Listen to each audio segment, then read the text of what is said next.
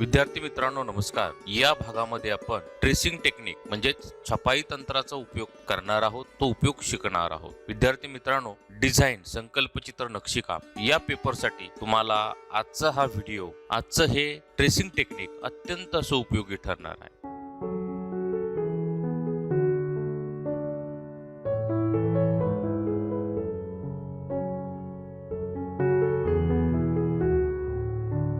Elementary आणि intermediate परीक्षेतील तिसरा पेपर संकल्पचित्र नक्षीकाम डिझाईन. इंटरमिजिएट साठी तर आजचं हे जे तंत्र आहे ते आपण शिकायलाच हवं. इंटरमिजिएटच्या डेकोरेटिव्ह डिझाईन साठी हे खूप महत्वाचं आहे. विद्यार्थी मित्रांनो, आज आपण एक अशी सरळ पट्टी काढून त्यामध्ये वेगवेगळे आकार उलटे सुलटे कशा पद्धतीने ट्रेस करायचे ते पाहणार आहोत, शिकणार आहोत.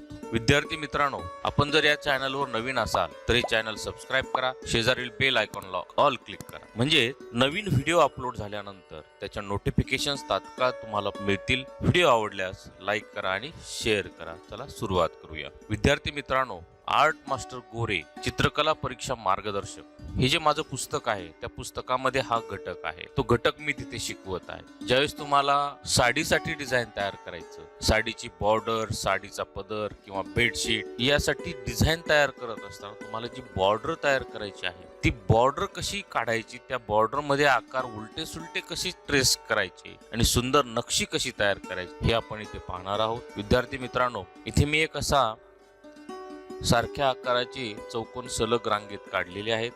पहिल्या चौकोनामध्ये आपण एक आकार काढूया. इथे एक मोराचा आकार मी काढतोय पहा.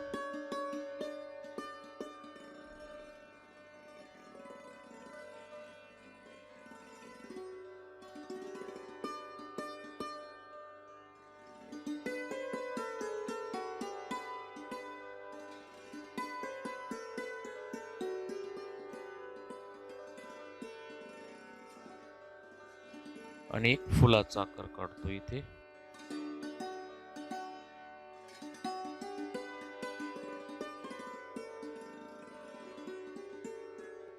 या पद्धतीने आता या आकारांची तुम्हाला साडीसाठी किनार तयार करायची, बॉर्डर तयार करायची. मग हे आकार उलटे सुलटे जर आपण ट्रेस केले तर कसे दिसतील ते आपण इथे पाहूया. आता आजचा विषय आहे ट्रेस पेपर वापरणे. तर ट्रेस पेपर तुम्हाला अशा मोठ्या साईज मध्ये मार्केटमध्ये स्टोअरमध्ये अवेलेबल आहे. त्यातला छोटा तुकडा काढा जेणेकरून आपल्याला वापरायला सोपा जाईल.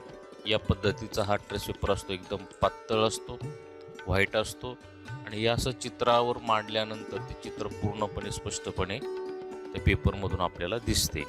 आता हे चित्र आपल्याला छापायचं आहे. सुरुवातीला मी जो बाह्य आकार आहे तो देखील काय करतोय, छापतोय. मार्किंग साठी, तो जुळवण्यासाठी त्याची उपयोग होणार आहे, त्याचा उपयोग होईल.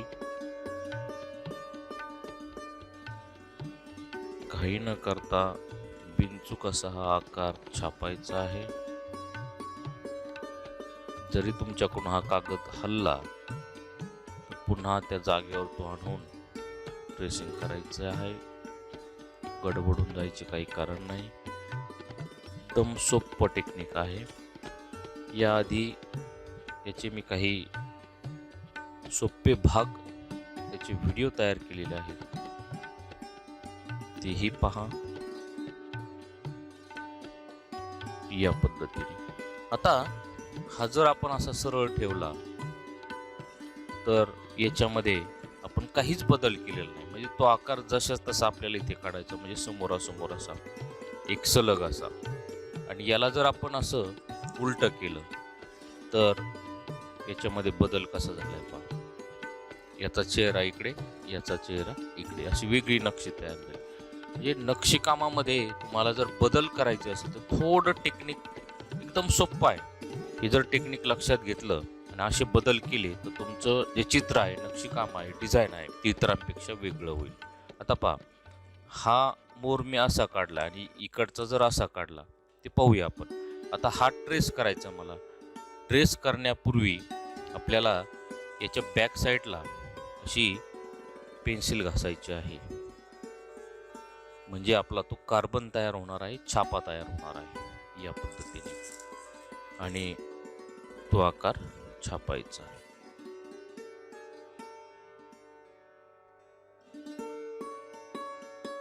या पद्धतीने तो छापल्यानंतर त्याला आता ठळक करायचं आहे. आणि विद्यार्थी मित्रांनो, या पेपरला तुम्हाला ट्रेस पेपर वापरायला परवानगी असते.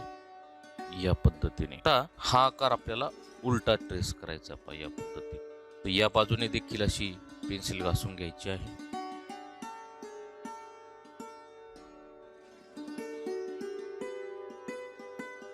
या पद्धतीने पाहता इथे याचे पाय छापायचे राहिले. पुन्हा काय करा, असा पेपर व्यवस्थित मांडा, जुळवून घ्या आणि नंतर राहिलेला भाग छापून घ्या. एकदम सोपी पद्धत. या पद्धतीने आता याला असं आपण ठेवू, म्हणजे त्यांचे जे तोंड आहे ते समोरासमोर येईल आणि एक वेगळं डिझाईन आपल्याला मिळेल. विद्यार्थी मित्रांनो, पुस्तकात हा जो घटक आहे, या घटकामध्ये थोडे वेगळ्या प्रकारचे नक्षीकाम आहे. नक्षीकाम जरी वेगळं असलं तर इथे ते टेक्निक समजून घ्यायचं आहे आणि या पद्धतीने ही छपाई तंत्र जे आहे ते अवगत करायचं आहे, शिकवायचं आहे आणि ते वापरायचं आहे डिझाईन या विषयामध्ये. वस्तुचित्र, स्मरणचित्र, अक्षरलेखन यामध्ये ट्रेस पेपर वापरायला आपल्याला अलाउड नाही. या पद्धतीने आता आपण त्याला ठळक करूया. अशा पद्धतीने साडी किनारसाठी, साडी बॉर्डरसाठी, बेडशीटसाठी किंवा अशी पट्टी, अशी लाईनमध्ये तुम्हाला जे डिझाईन करायचं त्यासाठी हे टेक्निक आज आपण इथे शिकलेलो आहे. विद्यार्थी मित्रांनो, इथे पहा आपण सलग रचना केली. इथे चेहरे काय केले तुम्ही समोरासमोर आपण काढलेत. इथे आपण जर हा भाग पाहिला तर याचा चेहरा इकडे आणि याचा इकडे अशी देखील रचना होईल. म्हणजेच संकल्पचित्रामध्ये या छपाई तंत्राचा उपयोग करून तुम्ही सुंदर असं नक्षी रेखाटू शकता, सुंदर नक्षीकाम करू शकता. विद्यार्थी मित्रांनो, हा आकार आपण उलटा सुलटा असा ठेवून ट्रेसिंग केला पहा.